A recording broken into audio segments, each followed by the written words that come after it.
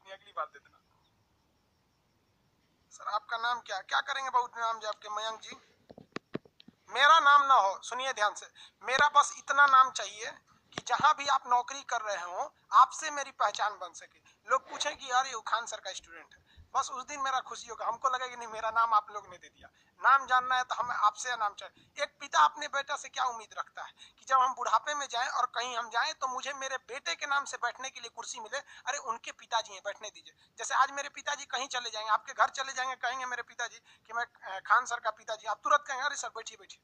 तो हम भी यही चाहते हैं कि हमारा नाम ना आपके वजह से हो। एक माँ बाप और शिक्षक क्या चाहते हैं? आप आगे बढ़े और आपसे हम आगे बढ़े, समझे? सर इंग्लिश में भी पीडीएफ प्रोवाइड कर दीजिएगा, फालतू लोगों को ब्लॉक कर दीजिए। सही बोले भाई, इतना ज्ञान कहाँ से आता है भाई? पढ़िएगा, सबके पास ज्ञान आ जाएगा। कोई ज्यादा ज्ञान नहीं है मेरे पास, ठीक है? आपके पास कम है। जैसे ये देखिए ना, ये लाइन बड़ी नहीं है, आपको ये लाइन लंबी लगती होगी। कब? अभी लंबी लगने लगी।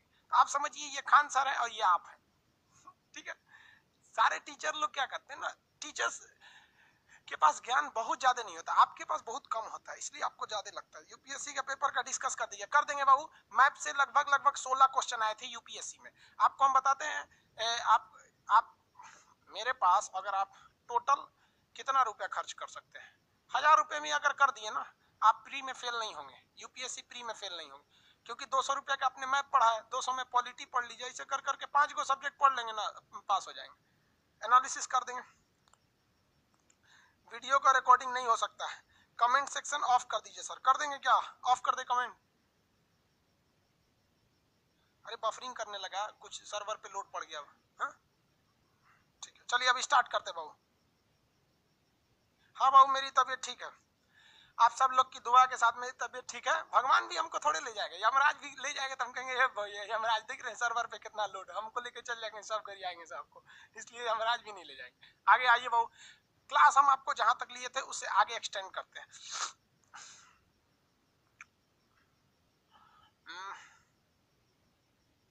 अफगानिस्तान आपको समझा दिए थे। देखिए बाबू, इस वाले नक्शा में आपको पीओके कटा हुआ दिखता है, ठीक है? अब हर इंसान की अलग अलग मानसिकता होती है और सोचने का तरीका अलग अलग होता है। हमारा ये सोचना है कि हम जब जब देखेंगे कि हमारा ये पीओके कटा है, तब तक साला हमको गुस्सा लगेगा।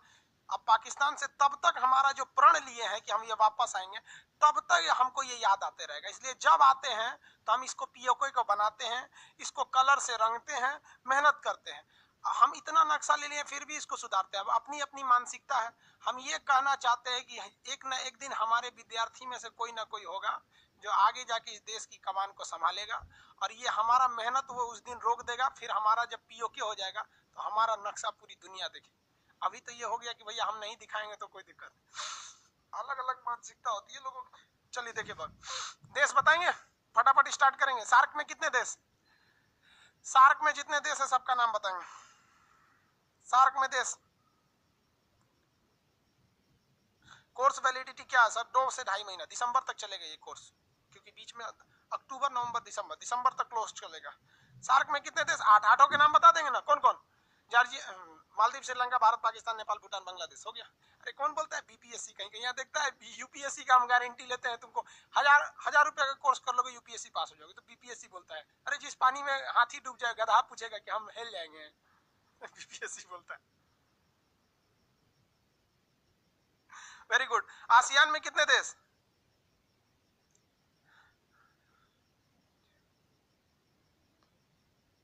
आसियान में कितने देश? वेरी गुड, 10 देश। कौन कौन? Myanmar, Thailand, Laos, Cambodia, Vietnam, Malaysia, Singapore, Brunei, Philippine, Timor. हो गया यहाँ पे, और एक ब्रुनेई था उधर। आगे देखिए, हम अफगानिस्तान तक समझाए थे आपको। महात्मा बुद्ध की बामियान में सबसे ऊंची मूर्ति कहाँ थी? अफगानिस्तान में थी, लेकिन उसको मार के गिरा दिया इन लोगों ने। अफगानिस्तान एक पहाड़ी देश है जहाँ अफीम का उत्पादन ज्यादा होता है। यहाँ एक बहुत ही खतरनाक तालिबान आतंकवादी संगठन है जिसे हम लोग कहते हैं तालिबान। तालिबान एक क्या है? आतंकवादी संगठन है। जो लोग कम थोड़ा सा पढ़े लिखे होते हैं वो लोग थोड़ा सा बहक जाते हैं शिक्षा के अभाव में, बहक जाएंगे उन लोग को, इसलिए वो लोग भाग गए, उनको समझ में नहीं आता है यहाँ पर। आगे समझे, तो ये अफगानिस्तान समझा दिए थे। अफगानिस्तान के 3-4 शहर को याद रखेंगे। एक शहर का नाम है गजनी, जहाँ का रहने वाला था महमूद गजनवी। एक शहर का नाम है गौरी, जहाँ का रहने वाला था मोहम्मद गौरी। तो मोहम्मद गौरी और महमूद गजनवी, तो गजनवी भी कहाँ का था, अफगानिस्तान का, उसने सोमनाथ की मंदिर को लूट लिया। और मोहम्मद गौरी आया तो ससुरा यहाँ चला आया। अब इतिहास में आपको पढ़ाएंगे मोहम्मद गौरी के बारे में आगे।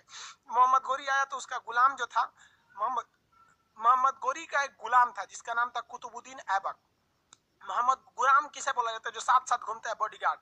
पान खाएगा तो थूकेगा तो एक कटोरा लेकर थूक दीजिए। तो मोहम्मद गौरी का गुलाम कौन था, कुतुबुद्दीन ऐबक।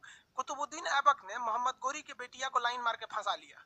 अब लाइन मार के फंसा लिया इसको, अभी क्या करें यहाँ पर, तो बाद में बिया हो गया दोनों का। तो मोहम्मद गौरी अफगानिस्तान चला गया और अपने गुलाम यानी दामाद को भारत सौंप दिया जीतने के बाद। तो यहीं से आ गया गुलाम वंश, क्योंकि उसका गुलाम था तो गुलाम वंश, खिलजी वंश, लोधी वंश, सैयद वंश, ये सब वंश आते गए, इतिहास में पढ़ाएंगे आपको।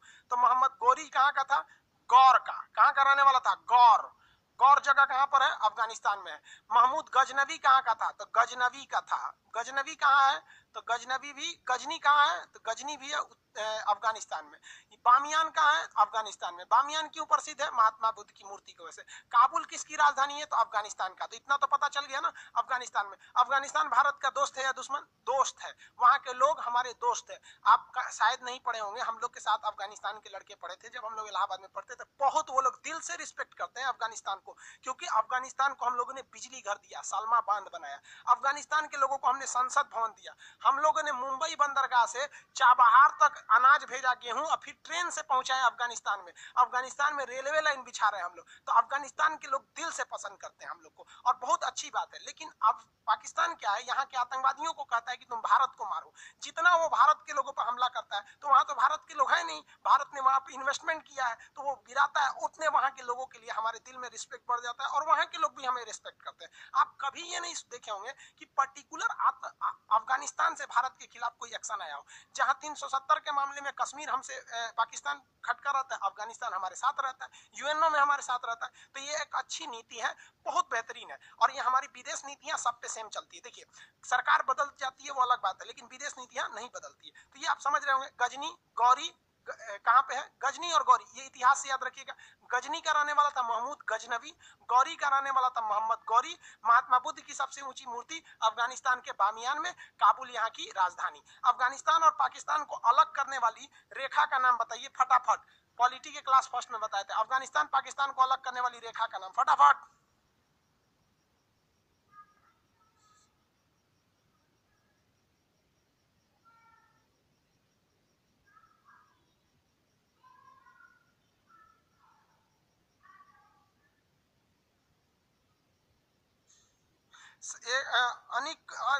अंकित नागर जी कर रहे हैं, सर आपने गोल्डन ट्रायंगल में कुछ और बताया, गूगल कुछ और बताया। देख बबुआ, गूगल जितना नहीं जानता है उतना हम तुमको नक्शा में यहाँ बता देंगे, ठीक है। गोल्डन ट्रायंगल 3-4 जगह है यहाँ पर। जब हम आपको आसियान पढ़ाएंगे ना, तो वहां पर गोल्डन ट्रायंगल इसको बता रहा होगा, ये वाला थाईलैंड, लाओस, कंबोडिया, वियतनाम। तो ये एक अलग गोल्डन ट्रायंगल है, और ये एक अलग गोल्डन ट्रायंगल अफगानिस्तान में। हम आपको वही बताएंगे जो आपके एग्जाम के लायक है, और गूगल आपको वही बताएगा जो पूरी दुनिया के लायक है। आप बताओ भाई, पहली नौकरी है ना, हम क्या करेंगे, जो एग्जाम पूछता है वो भी बता देंगे, जो दुनिया पूछती है उतना भी बता देंगे। इतना आप कॉन्फिडेंस रखो ना भाई, कि आपको जिस दिन ये बैच खत्म हो जाएगा ना, उस दिन आपको लगेगा कि सर हमने आपको 200 रुपया दिया, लेकिन आपने इसको 2 लाख के बराबर पढ़ाया। आप टेंशन नहीं लेंगे।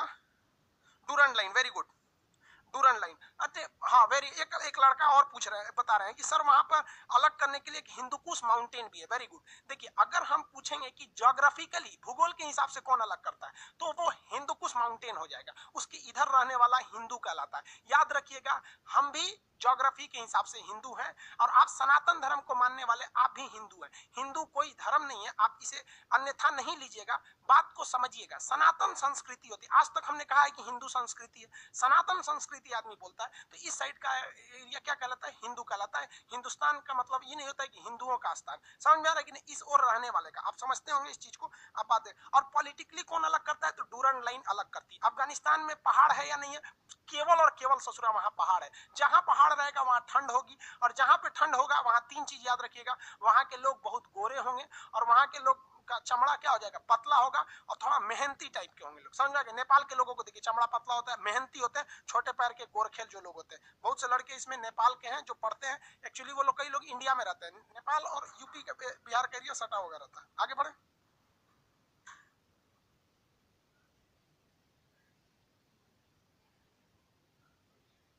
क्या हो गया, छोड़ दीजिए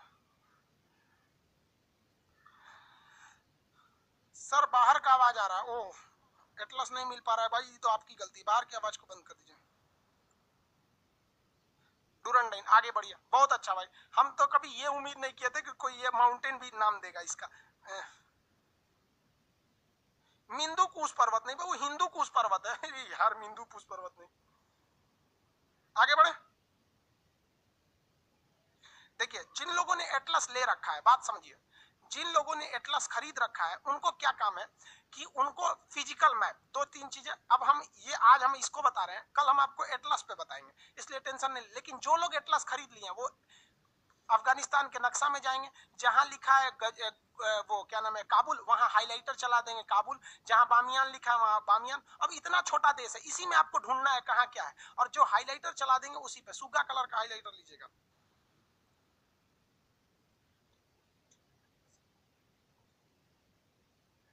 आगे देखिए, अब हम लोग इसके आते हैं, पाकिस्तान के बारे में बताएंगे। तो ये लोग, ये कराची बंदरगाह है कि ग्वादर, कराची है या ग्वादर, ग्वादर, वेरी गुड। अब यहां देखो, ये है देश श्रीलंका। श्रीलंका में एलटीटी समस्या, जाफना राज्य में ऊपरी भाग जाफना है, जहां पॉइंट पेड्रो है, जाफना और मेन श्रीलंका के बीच में एलिफेंटा नामक दर्रा है। ये बताओ भैया ये क्या है, मालदीप है, कौन सा जगह है, मालदीप, मालदीप है ये। कहाँ गया,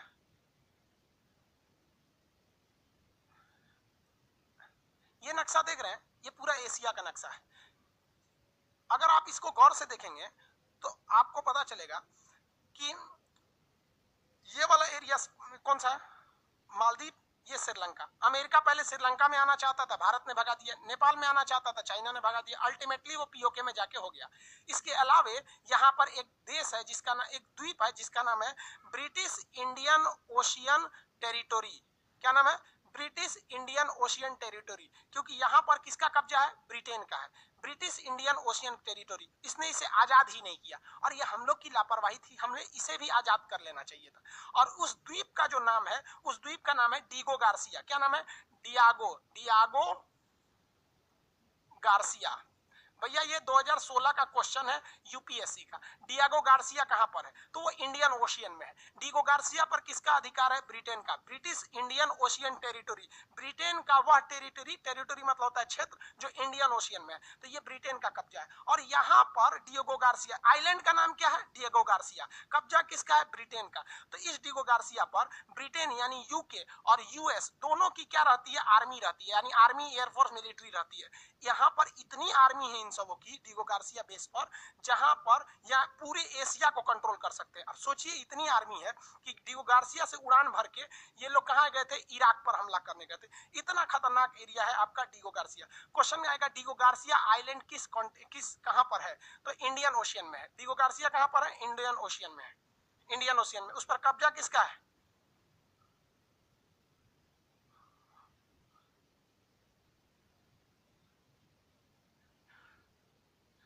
डिगो गार्सिया पर कब्जा किसका है, ब्रिटेन का। लेकिन वहां किसकी किसकी नौसेना रहती है, किसकी किसकी नौसेना रहती है, नौसेना, वायुसेना, तीनों सेना रहती है। ब्रिटेन और अमेरिका दोनों की रहती है, ब्रिटेन और अमेरिका दोनों की रहती है। मिलिट्री बेस आपको दिखा देते हैं डिगो गार्सिया का। अब ये डिगो गार्सिया है, डिगो गार्सिया में ना अमेरिका ने पूरी तरह से मिलिट्री बेस बना रखा है। सारे लोग वहां, फौज पूरा अड्डा है, समझिए कि वो पूरी तरह से क्या है, फौज का एक अड्डा है डिगो गार्सिया। वहां केवल फौज ही रहती है, बाकी सबको भगा दिया उन लोगों ने डिगो गार्सिया से। आपको हम दिखा देते हैं सैटेलाइट इमेज, वो सैटेलाइट इमेज पे आपको थोड़ा सा क्लियर दिख जाएगा डिगो गार्सिया। वहां पे इतनी ज्यादा फौज रखे रहते हैं सब ये लोग, देखिए।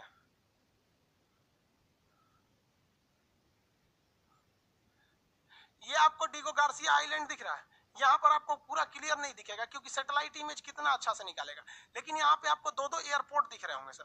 ये एयरपोर्ट के किस लिए है भाई? तो सवारी ढोने के लिए नहीं है, ये एयरपोर्ट है एक्चुअली वहां पर आर्मी बेस के लिए, वहां पे जो आर्मी पर्सन है सब उनके लिए। ये यहाँ पर आपको जहाज दिखाई देंगे, ये देखिए ये सब लाइन से जहाजें रखी गई हैं, ये रेडी टू फाइट खड़ी रहती हैं, और इतने ज्यादा इनके पास क्षमता है कि नेवी एयरफोर्स सब रहती हैं, और ये दो दो रनवे है, यहाँ से सीधे उड़ान भर सकती हैं और पूरी एशिया में तबाही ला सकती हैं। ये हमारी थोड़ी सी लापरवाही थी, क्योंकि जब हम 1947 में ये देश आजाद करा सकते थे तो इसको क्यों नहीं आजाद करा सकते? जब हम लक्षद्वीप ले सकते थे, जब अंडमान निकोबार ले सकते तो ये क्यों नहीं ले सकते थे? क्योंकि उस वक्त हमारे यहाँ इतनी सोच दूरदर्शिता नहीं थी। अगर हम ये ले लेते तो आज के वक्त में बताइए बाबू, आप अपना दिमाग से सोचिए जरा कि अंडमान हमारा हो गया, लक्षद्वीप हमारा हो गया, अगर ये हमारा हो जाता डिगो गार्सिया तो दक्षिणी यहाँ पर मतलब सॉरी हिंद महासागर में केवल हमारा ही बोलबाला रहता, और अगर रियलिटी में देखेंगे ना तो श्रीलंका हमसे घिर जाता। अभी श्रीलंका हमारे नीचे, अभी क्या हो जाता, घिर जाता। और अगर श्रीलंका ज्यादा चाइना के फेवर में पटर पटर बोलता ना, एक मिसाइल इधर से, एक मिसाइल इधर से, एक मिसाइल ऊपर से, एक इधर से, श्रीलंका था, है नहीं था। कौन श्रीलंका का एडमिशन नहीं लिया है तो विदेश वाला लिया ही नहीं, भड़क जाएगा, नजरिया नहीं लगेगा हमको। तो डिगो गार्सिया समझ में आ गया, डिगो गार्सिया। लेकिन एक बार क्या हुआ, यूपीएससी ने पूछा कि डिगो गार्सिया, अगली बार यूपीएससी ने वहीं से क्वेश्चन पूछ लिया कि चागोस आर्किपियागो क्या है। तो देखो भैया, यहाँ पर तीन तीन आइलैंड है। कितने आइलैंड है? तीन। एक का नाम है चागोस, एक का नाम है आर्किपियागो, एक का नाम है डिगो गार्सिया, और ये तीनों यूपीएससी में पूछा हुआ है। सबसे ज्यादा आर्किपियागो और डिगो गार्सिया पूछा है। 4 बार बोलिएगा ना तो याद हो जाएगा। हालांकि आप पीडीएफ आज क्लास के बाद देखिएगा तो आपको पीडीएफ मिल जाएगा। तो आर्किपियागो और डिगो गार्सिया क्या चीज है? आर्किपियागो डिगो गार्सिया क्या चीज है?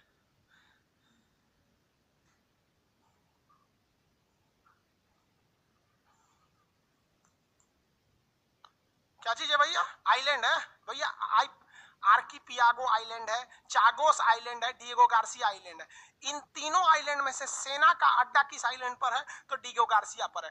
डिगो गार्सिया पर एक्चुअली अधिकार किसका है? तो ब्रिटेन का है, लेकिन दोनों मिलकर रहते हैं। ब्रिटेन अपने चचा को बुला लिया है अमेरिका को कि हम दोनों मिलकर रहेंगे, ये हमेशा मिलकर रहते हैं। अब एक बार क्या हुआ कि हमको याद कंफर्म नहीं है, 2017 या 18 में क्वेश्चन पूछा था कि डिगो गार्सिया द्वीप जो हिंद महासागर में है, इस पर ब्रिटेन और अमेरिका दोनों की संयुक्त सेनाएं रहती है।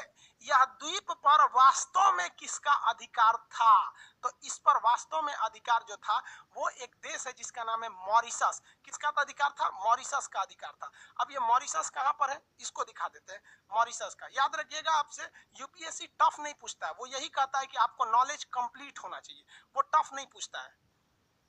कहाँ है भैया? यहाँ देखिए,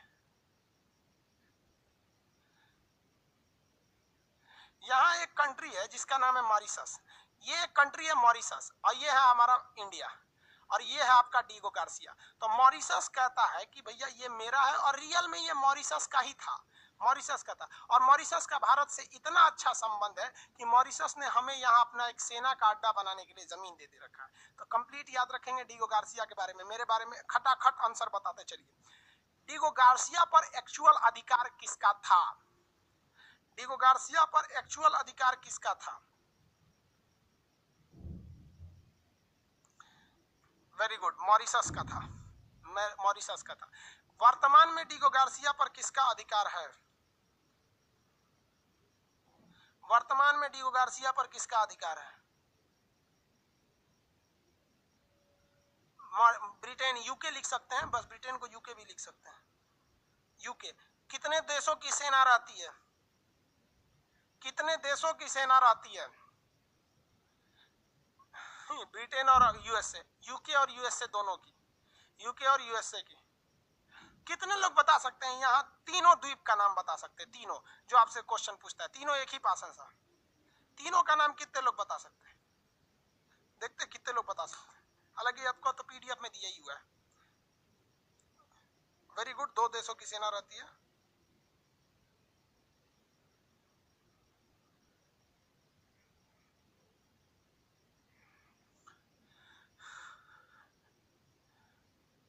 दोनों देशों की फौज रहती है।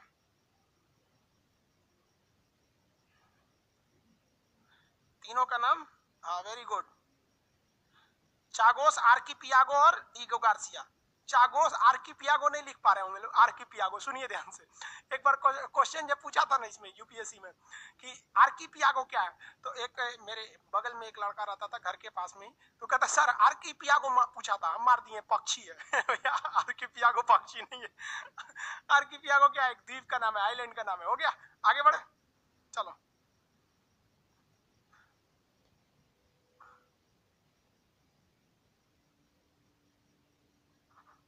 चल जाएगा बैटरी। अब आते हैं हम लोग नेपाल पर। कहाँ आते हैं, नेपाल। अभी केपी शर्मा ओली साहब थोड़ा भड़के हुए हैं नेपाल को लेकर। अगर आप नेपाल को देखिएगा तो नेपाल एक लैंडलॉक कंट्री है। लैंडलॉक उसे कहते हैं जो चारों ओर से जमीन से घिरी रहती है। अब आप देखिए ना, तीन ओर से तो ये इंडिया से ही घिरा हुआ है, और एक ओर से किससे घिरा हुआ है, ये एक ओर से घिरा हुआ है चाइना से। तो नेपाल जो है वो एक ओर से चाइना से घिरा है और तीन ओर से इंडिया से घिरा हुआ है।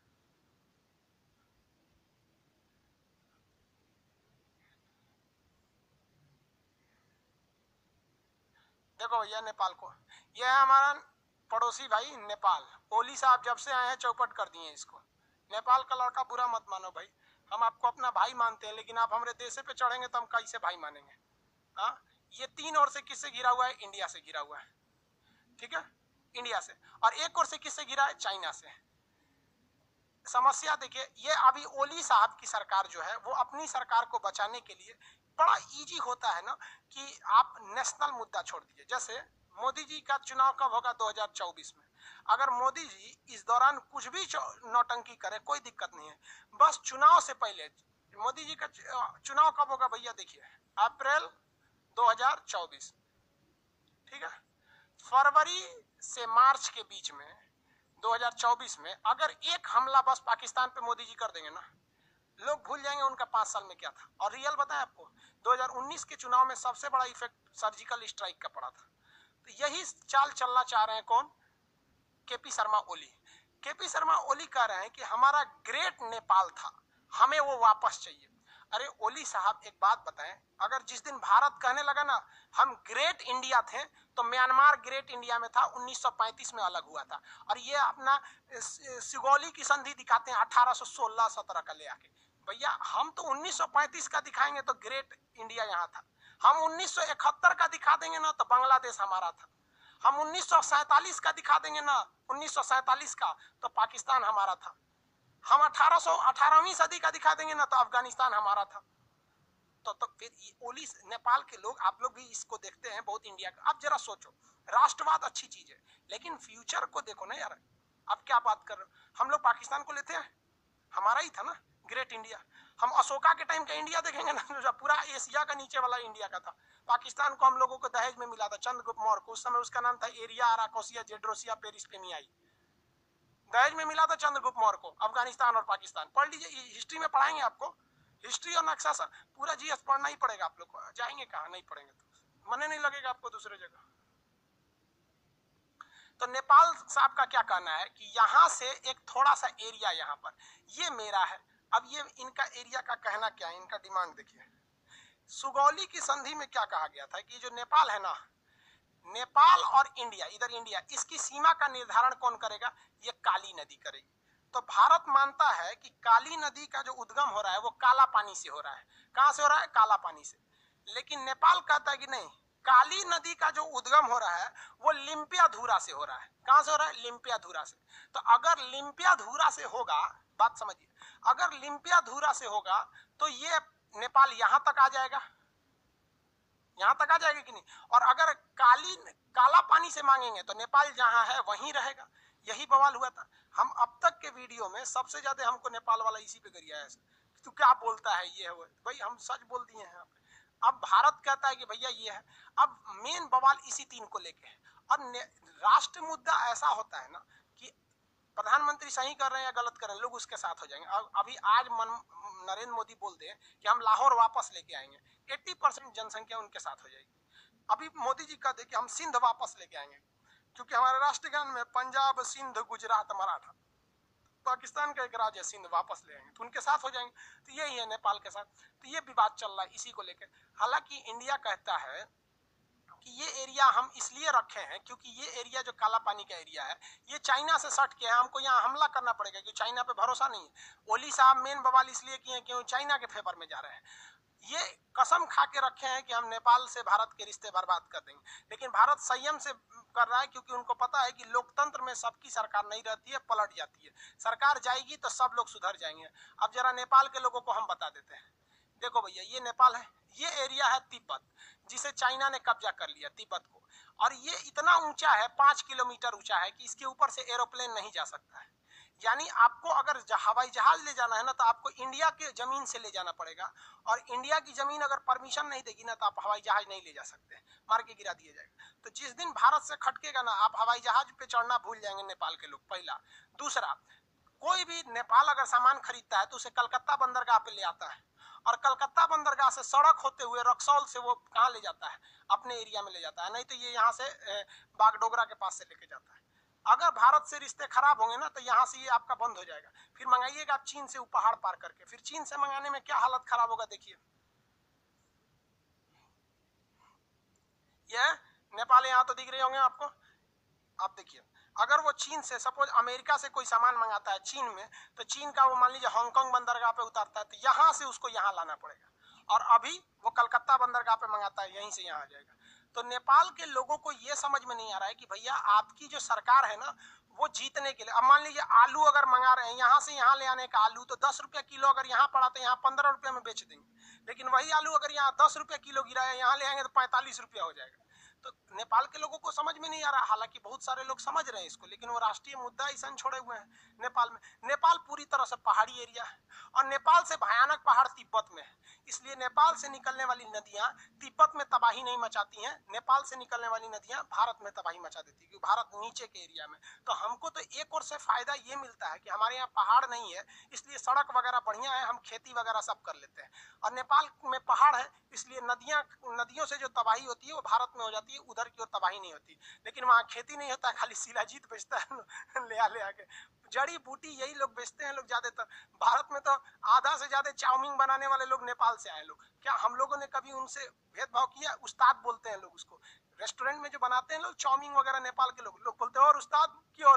आज भी नेपाल के लोग भारत में कंबल आके बेचते हैं, कभी कोई नेपाल का आदमी बोले कि उनके साथ भेदभाव हुआ है, हम लोग अपने भाई की तरह उनके साथ मजाक करते हैं। और यार आप लोग अगर ये थोड़ी सी जमीन के लिए रिश्ता तोड़ोगे तो जरा सोचो हमारी भारत की संस्कृति। इसीलिए तो कहते हैं कि हम लोग से बड़ी यार दुनिया में किसी का दिल नहीं हो सकता है।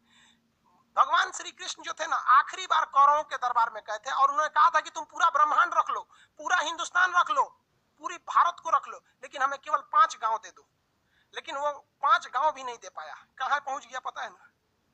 तो यार हम लोग के टॉलरेंस को मत देखो, हम लोग पूरी कोशिश करते हैं, हमारी संस्कृति है कि हम हाथ जोड़ते हैं, पैर पड़ते हैं, विनती करते हैं, लेकिन अगर नहीं पड़िएगा ना तो हम लोग लात पैर पड़ना भी जानते हैं और पैर चलाना भी जानते हैं। चला देंगे लोग तो चल जाएंगे भीतर, आराम से समझा रहे हैं। और हाँ, हम लोग नेपाल के भाइयों का शुक्रगुजार भी हैं कि हिंदुस्तान ने ऐसा कोई युद्ध नहीं जीता जिसमें हमारे गोरखा भाइयों का खून न बहा हो, और वो आज भी हिंदुस्तान को लड़े हैं अपनी भूमि समझ के। लेकिन वहां पर कोई एक पार्टी अपनी सरकार जीतने के लिए ऐसा करने लगी, ये तो गलत है। गलत है कि नहीं? ओली साहब काय लिए बार बार मिल रहे हैं वहां पर, चीन की राजदूत से खूब मिलते रहते हैं। ओली जी कसम खाए हुए हैं कि हम चौपट करेंगे, लेकिन भारत, सोचिए भारत क्या करता है। भारत मलेशिया से पाम ऑयल खरीदता था, पाम मतलब तेल होता है, पाम ऑयल यहाँ से, तो भारत यहाँ से खरीदता है, और नेपाल भी यहीं से खरीदता है। नेपाल के लोग पाम ऑयल नहीं खाते हैं, वो लोग सरसों का तेल खाते हैं। तो ये उसी पाम को मशीन में डाल के तेल बनाता है, पाम इतना बड़ा बड़ा होता है खजूर टाइप का, और उसको इंडिया में बेचता है। तो भाई इंडिया ने कहा कि हम डायरेक्ट पाम मलेशिया से क्यों नहीं खरीदेंगे, हम अपने यहाँ फैक्ट्री लगाएंगे, हमको होगा। तो नेपाल ने कहा तब तो हमारे लोग बेरोजगार होंगे। सोचिए हम नेपाल से कितनी लगाव रखते हैं। हमने कहा ठीक है, आप भी यहाँ से पाम खरीदिए और यहाँ कारखाना लगा के आप यहाँ तेल सप्लाई कर दीजिए, आपका भी रोजगार मिलेगा, हमारा भी रहेगा। हम आज बंद कर देंगे तो क्या कर लेंगे आप? कुछ नहीं। और ओली साहब यही चाहते हैं कि भारत कोई एक्शन ले ले उनके खिलाफ, ताकि वो जनता को कह सके देखो भारत ने क्या किया, देखो भारत ने क्या किया, ताकि उनको वोट मिल सके। और भारत सरकार एकदम चुप है, एकदम बहुत बेहतरीन काम कर रहे हैं। गवर्नमेंट को भी, मोदी जी को भी सोच समझ के काम करना चाहिए कि कोई बहक गया है तो ऐसा नहीं है कि लाठी का जवाब लाठी से भी दीजिएगा। एक वक्त हम लोग गांधी वाले देश हैं, लेकिन ऐसा नहीं देखे, इसी देश में भगत सिंह भी थे, इसी देश में सुभाष चंद्र बोस भी थे, तो हम लोग पहले गांधी जी का प्रयोग करते हैं, उसके बाद कोई दिक्कत नहीं है। तो ये नेपाल समझ में, नेपाल पूरी तरह से पहाड़ी की एरिया है, पूरा का पूरा नेपाल में क्या भरा हुआ है, पहाड़ भरा हुआ है। और पहाड़ जो है सर बहुत ऊंचे ऊंचे पर्वत है सब वहां पर, और इतने भयानक भयानक पहाड़ है सर जिसका कोई हद नहीं। उन पहाड़ों में अगर आप देखेंगे तो ज्यादातर एरिया इतने ज्यादा डेंस है कि पहाड़ से, कि आप वहां जा ही नहीं पाएंगे। इसलिए नेपाल की ज्यादातर जो जमीन है वो ज्यादातर बर्बादे हो चुका है। अगर आप उसको 3D देखेंगे नेपाल के पहाड़ों को, तो आप कल्पना नहीं करेंगे कि इतने ऊंचे ऊंचे पहाड़ है। उनकी अर्थव्यवस्था भी नेपाल की किस पे चलती है, टूरिस्ट पर चलती है। पहाड़ वाले लोग बहुत ज्यादा घूमते आते हैं। अब दुनिया के सबसे ऊंची चोटी कौन है, माउंट एवरेस्ट। माउंट एवरेस्ट देख लीजिए, माउंट एवरेस्ट।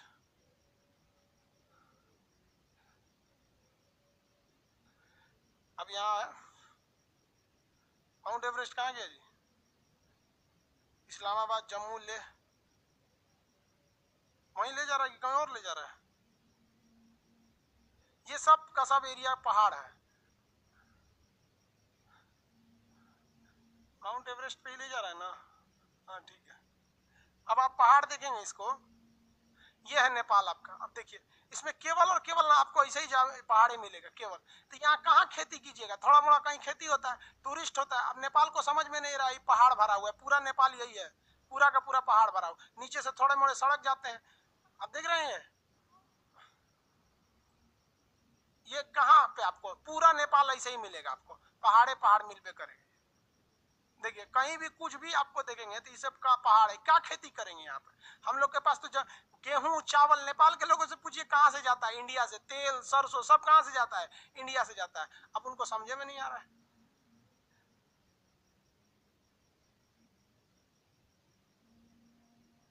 समझा, देखिए पूरा चारों ओर से नेपाल में पहाड़ है, समझा क्या। अब नेपाल जी ने जो नया नक्शा जारी किया है उसको देख लीजिए, न्यू मैप ऑफ नेपाल। अब उसने क्या किया है ना, अपने नए नक्शा में एक्स्ट्रा एरिया को जोड़ दिया है जो उसमें पहले नहीं जुड़ा हुआ था। यहाँ पर उसने एक्स्ट्रा एरिया जोड़ दिया, काला पानी और लिम्पिया धूरा वाला।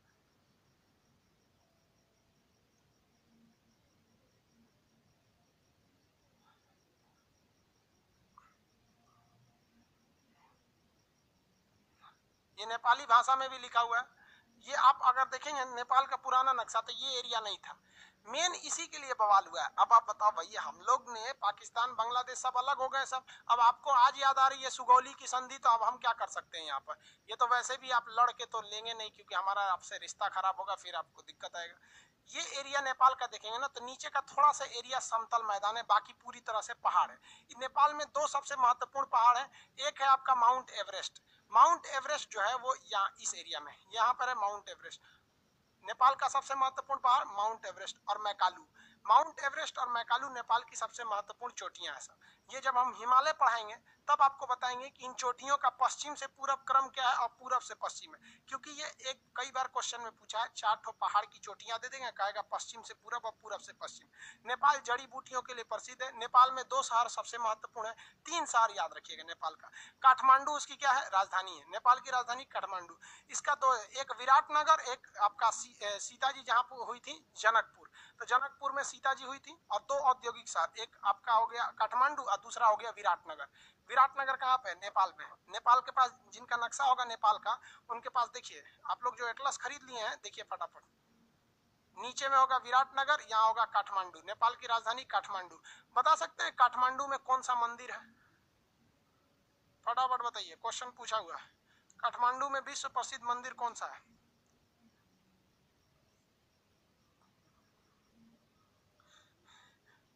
बोल रहा है एक लड़का कि ओली जी को चीन की राष्ट्रपति पसंद आ गई है, मतलब राजदूत पसंद आ गई है।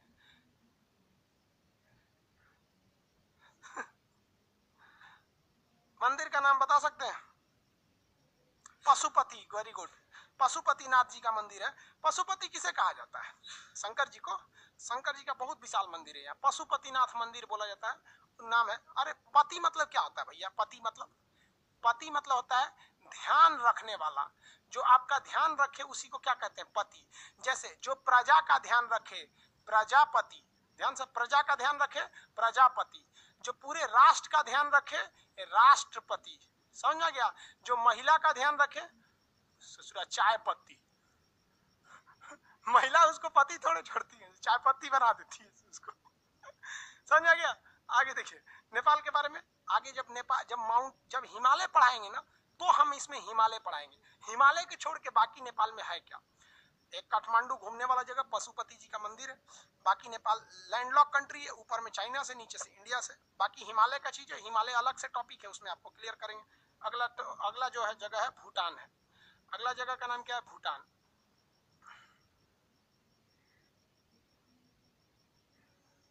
देखिए भैया ये जगह है भूटान। यहां पर एक जगह है साक्टेंग। साक्टेंग चीन कहता है कि साक्टेंग मेरा है। अब जरा देखो भैया भूटान को, ये भूटान दिख रहा है आपको? भूटान दिख रहा है ना? भूटान भी सेम नेपाल की तरह है। सेम नेपाल की तरह मतलब वो भी 3 ओर से इंडिया से घिरा है और 1 ओर से चाइना से घिरा है। 1 ओर से चाइना से घिरा। नेपाल भी 3 ओर से इंडिया से घिरा था, 1 ओर चाइना से घिरा। अब भूटान का एक जगह है जिसका नाम है साक्टेंग, जो इंडिया की ओर है नीचे। चोट्टा चाइना क्या कहता है कि साक्टेंग मेरा है। अरे हरामी साले, इधर से कैसे तुम्हारा हो जाएगा? मतलब सोच रहे हैं साक्टेंग उसका कैसे हो जाएगा, ये हमको नहीं समझ में आ रहा। साक्टेंग तो नीचे है, इंडिया की ओर है, ऐसे कैसे हो जाएगा साक्टेंग तुम्हारा? अब मान लीजिए कि भैया साक्टेंग यहाँ रहता तो समझ में आता, साले तुमसे विवादित है। तुम साले हरामी बोलते हो कि साक्टेंग तुम्हारा है। अजब हाल है। कोरोना तुम्हारे बाप का नहीं है, मतलब कोरोना है तो वो चाइना का नहीं है, बाकी सब साला चाइना का है। दक्षिणी चीन सागर हो जाए चाहे कुछ भी हो जाए, चाइना का है। गाली देना अच्छा नहीं लगता है टीचर होके, लेकिन ऐसा थोड़ी है कि हम गाली दे नहीं सकते। गाली हम केवल इंसानों को नहीं देते, हरामियों को तो दे ही सकते। एक ये है, एक ये है। अब नाम क्या ले, हम समझदार हैं आप लोग। सारा चाइना से पूरी दुनिया परेशान है, पाकिस्तान से मुसलमान परेशान है, जाके बम फोड़ देता है। गाली मुसलमान सुन लेते हैं सब, मुसलमानों को लगता है उनका मसीहा है। अरे भैया तुम्हारा मसीहा है तो चले जाओ वहीं पे, फिर काहे चिल्ला रहे थे एनआरसी करा दे। अजब हाल है। ये वाला एरिया ये साक्टेंग है। बताओ भाई साहब किस हिसाब से तुम हरामी कहता है कि साक्टेंग मेरा है? अब भूटान जो है, अब इसकी हिस्ट्री समझिए। यहाँ एक कंट्री था जिसका नाम था तिब्बत। 1959 में चाइना ने तिब्बत को कब्जा कर लिया, इस तिब्बत को कब्जा कर लिया और यहाँ के लोगों को इतना मार मारा, एक आदमी को इधर भेज दिया, एक को इधर भेज दिया, एक को इधर भेज दिया। तिब्बत के लोगों पर इतना ना चाइना अत्याचार किया कि तिब्बत में तिब्बत के आदमी को छोड़ा ही नहीं। एगो को यहाँ भेज दिया, एगो को गोभी मरुस्थल में भेज दिया, एक को यहाँ भेज दिया, एगो को मुआ दिया। अब बाकी जो चाइना के मूल निवासी थे, जिन्हें हान चाइनीज कहा जाता है, उन लोगों को यहाँ ले आके भर दिया, हान चाइनीज को भर दिया। तो तिब्बत का बहुत बुरा हाल हो गया, जमीन भी कब्जा कर लिया, वहां के लोगों को इधर उधर भगा भी दिया। तो इससे डर गया भैया नेपाल, सॉरी भूटान। भूटान कहा कि भैया अब हमरो कब्जा कर लेगा, तो भारत से कहा कि हम आप में मिल जाए। तो भारत ने कहा मिल जाओ, कोई दिक्कत नहीं है। तो भूटान ने कहा कि भैया हम तो आप में मिल जाएंगे, लेकिन ऐसा तो नहीं कीजिएगा आप कि हमारा एगो लड़का को उठा के यहाँ से राजस्थान भेज दीजिए, एगो को केरला भेज दीजिए, एगो को अंडमान भेज दीजिए, एगो को तिहाड़ जेल में भेज दीजिए। ऐसा तो नहीं कीजिएगा जैसे वो किया था। तो उसने कहा, भारत ने कितना बेहतरीन कहा, एक काम करो 2 साल पहले 1 साल तुम रह के देखो, 2 साल हमारे साथ रह के देखो, एग्रीमेंट कर लेते हैं कि हम 2 साल एक जैसे रहेंगे, सह राज्य की तरह, जैसे एक ही है। अच्छा लगेगा तो मिल जाना, नहीं रहेगा तुम्हें। 2 साल के लिए टाइम दिया गया। 1974 से कहा गया 1976 तक आप में। बेचारा सिक्किम को इतना अच्छा सॉरी यहाँ पर साथ रह के देखा गया। तो इसने कहा ठीक है, लेकिन सिक्किम भी, यहाँ एक और देश है सिक्किम, सिक्किम को भी सेम मौका दिया गया, लेकिन सिक्किम भारत में मिल गया। भूटान ने कहा कि हम भी भारत में रहेंगे आपके साथ, लेकिन एक शर्त है कि हमारे यहाँ मुख्यमंत्री नहीं राजा रहेगा। तो भारत ने कहा ये हमारे यहाँ से पॉसिबल नहीं है। तो वहां के राजा ने समझौता किया कि हमारी सेना की जिम्मेदारी भारत उठाएगा, विदेश मंत्रालय की जिम्मेदारी भारत उठाएगा, सारी चीजें भूटान भारत से देख के करेगा और भारत भूटान की रक्षा करेगा। तो आज भी भूटान की रक्षा कौन करता है? भारत। भूटान के पास किसकी सेना खड़ी है? भारत की। और भूटान की जमीन को 2017 में चीन हड़पना चाहता था, जिसका नाम था डोकालाम। वो हमारी जमीन ही नहीं थी, डोकालाम। डोकालाम यहाँ ऊपर में था, ये जगह को इसे हड़पना चाहता था। भारत ने बढ़िया से बजा दिया, कहा कि हम नहीं हड़पने देंगे। तो आज बताइए भूटान की रक्षा की जिम्मेदारी किसकी है? भारत की। अब आप कहेंगे कि भारत काहे लिए वो एडवांस वाला काम किया, तो दो रीजन है। अगर इस भूटान पर चाइना का कब्जा हो जाता तो हमारी बॉर्डर के और करीब आ जाता। हम लोग अगर भूटान के पास हैं तो भूटान पूरी तरह पहाड़ी देश है, इतना पहाड़ है कि यहाँ बादल जाता है तो बिना टकराए जाता ही नहीं है, इसीलिए लैंड ऑफ थंडर बोल्ट, तड़ित झंझावात, भ्राम भ्राम वाला देश कहते हैं। बादल जाएगा तो लड़बे करेगा। तो इस ऊंचाई पे अगर चाइना आ जाता तो हम लोग तो मरा जाते लोग। तो हम लोग इसकी रक्षा के बहाने, हम रक्षा थोड़ी कर रहे हैं इसकी, मेन उद्देश्य देखेंगे तो चाइना को काउंटर कर रहे हैं। इतना ऊंचा का एरिया कि थूर थार के रख देंगे तुमको यहाँ पर। तो भूटान की रक्षा की जिम्मेदारी कौन है? भारत है। भूटान में एक पहाड़ है जिसका नाम है काला पर्वत, ब्लैक माउंटेन। क्या नाम है? काला पर्वत या ब्लैक माउंटेन। थंडर बोल्ट यानी तड़ित झंझावात का देश किसे कहा जाता है? भूटान को। तड़ित झंझावात का देश किसे कहा जाएगा? Bhutan. Land of thunder bolt Bhutan को कहा जाता है।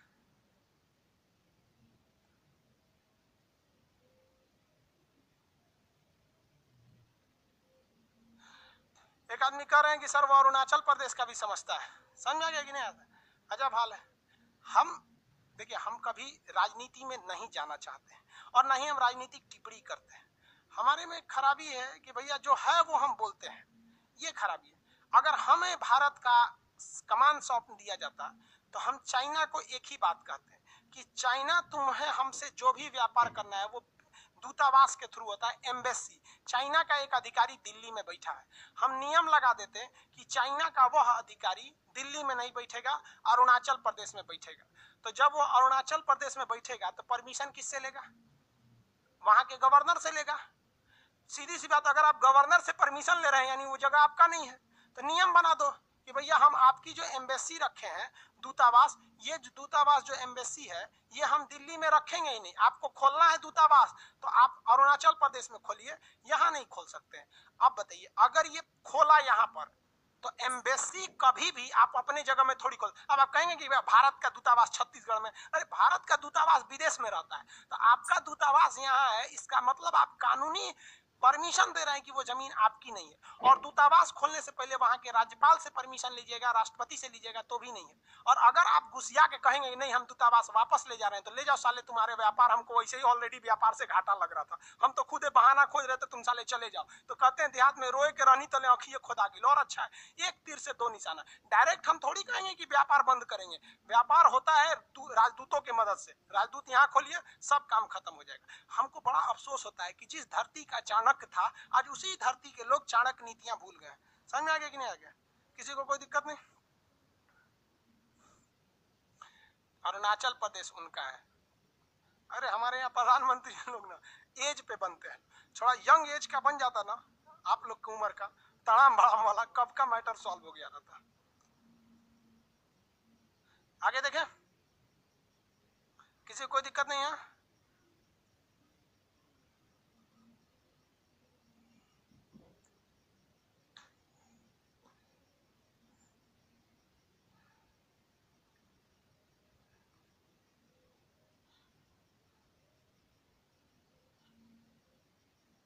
हाँ, पशुपति मंदिर के लिए डोनेट किया गया है, भारत सरकार की ओर से डोनेट किया गया है, अच्छी बात है। नेपाल में भूकंप भी आया था तो हम लोगों ने डोनेट किया था।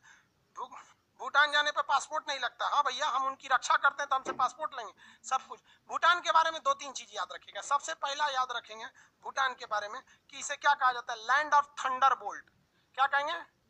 थंडर बोल्ट मतलब तड़ित झंझावात, यानी बिजली तड़कने वाला देश। यहाँ एक ब्लैक माउंटेन है, काला पर्वत है, ब्लैक माउंटेन। इसकी रक्षा कौन करता है? भारत करता है। इसकी राजधानी तो आपको पता ही होगा भैया, भूटान की राजधानी थिम्पू है। यहाँ का सबसे बड़ा शहर का नाम है पारो। पारो शहर का नाम है। इसका सबसे बड़ा शहर का नाम क्या है? पारो।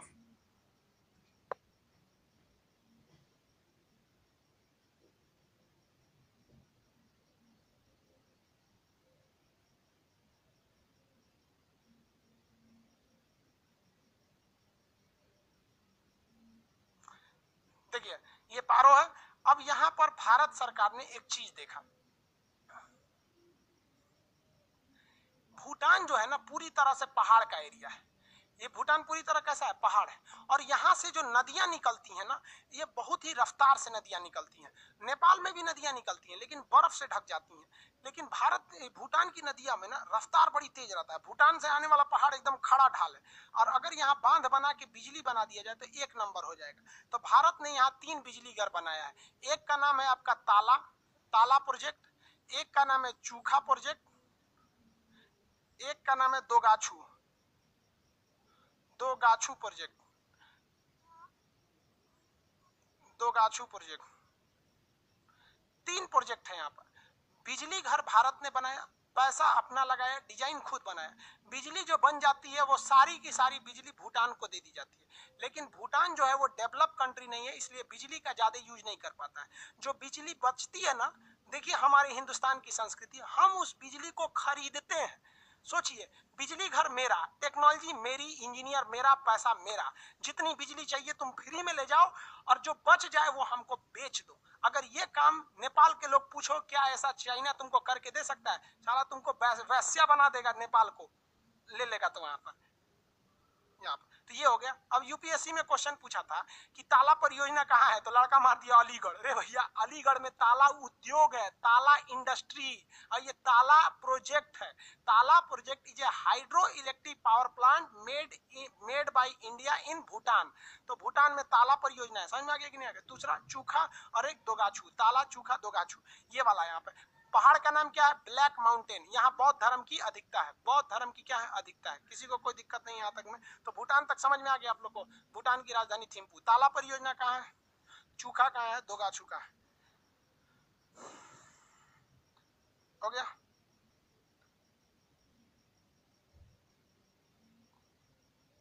पारो, देवदास वाली पारो नहीं।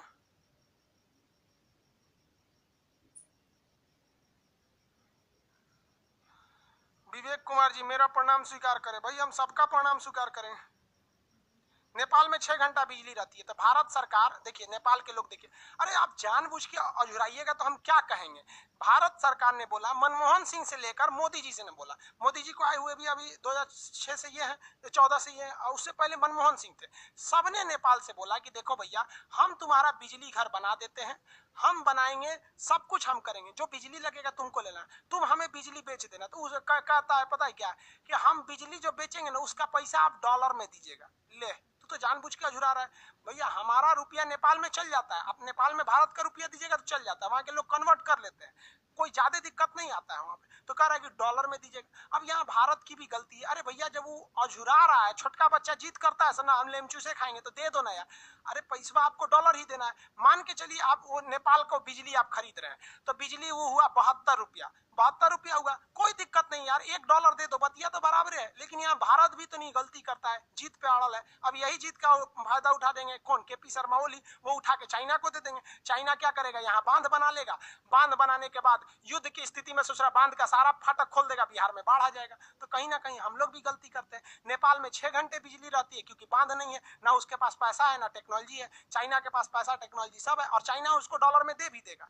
और बदले में चाइना क्या करेगा, इतना ना, चाइना फ्री में बिजली घर बना के देगा उनको, इतना पैसा का बिल थमा देगा कि नेपाल कभी दे नहीं पाए, उसके गुलामे हो जाएंगे।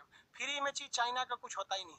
फ्री में साला कोरोना नहीं दिया, देख रहे हैं, सबको कोरोना फैला के मास्क पहुंचा दिया।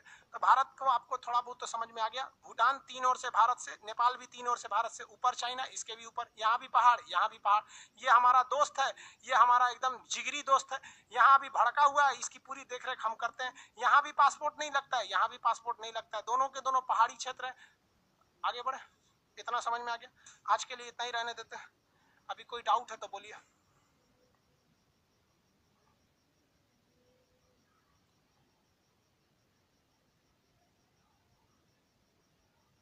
भाई आप कोई भी एटलस लीजिए, बार बार हम बोल रहे हैं हमको एटलस चाहिए, कुछ भी ले लीजिए आप।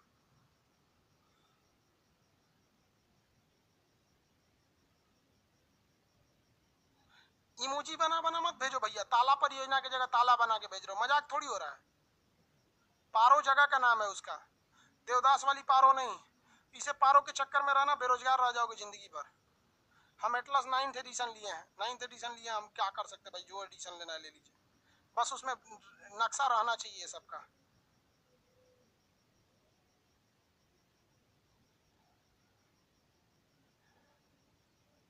हो गया बाबू, आपका पीडीएफ डाल दिए, आप ले लेंगे वहां से। आप डाउनलोड करेंगे जब पीडीएफ ना, तो गैलरी में नहीं जाएगा, ये आपके डॉक्यूमेंट्स में जाएगा या फिर आपके डाउनलोड्स में जाएगा। तो फाइल मैनेजर में जाके खोजिएगा, वहां मिलेगा। लैपटॉप से नहीं चलता है, लैपटॉप से मिसयूज ज्यादा होता है, इसलिए लैपटॉप में नहीं चलता है। बांग्लादेश के बारे में आगे कल समझाएंगे।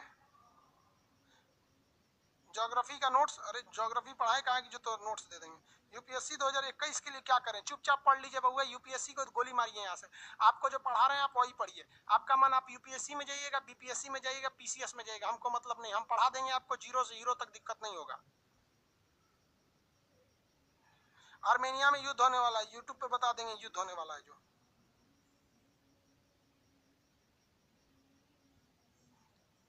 कम एज का पीएम कोई दिक्कत नहीं भाई, कम एज का पीएम बनेगा कि नहीं बनेगा कोई ठीक नहीं। राहुल गांधी कम एज का थोड़ी है, 50 साल का हो गया, अब का दोबारा बुढ़ाएगा, सरकारी नौकरी में रहता तो रिटायर होने वाला होता।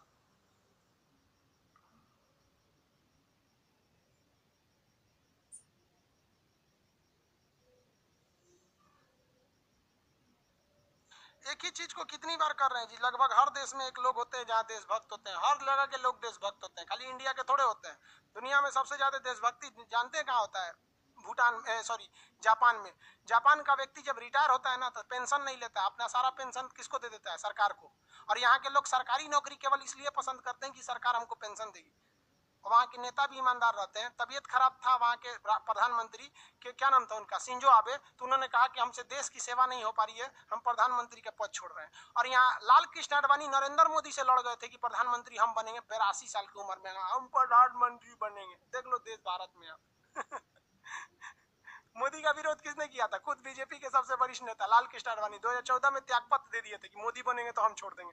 बाद में राजनाथ सिंह बनाए थे। आज ना आप लोग राजनीति करना सीखे, 10 साल पहले जाइए, सब समझ में आ जाएगा।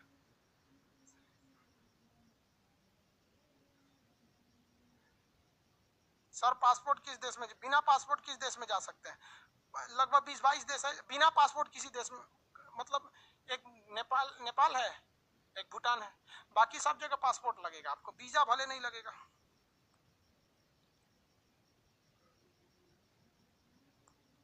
एटलस जो भी ले लीजिए। आप डाउट पूछना है तो पूछिए, उल्टा सीधा कमेंट नहीं करिए, हो गया ना? बस करते हैं, सारे सर्वर को ऑफ कर दीजिए। चलिए आप अगला क्लास कल करेंगे। हाँ, कल हम आपको एटलस भी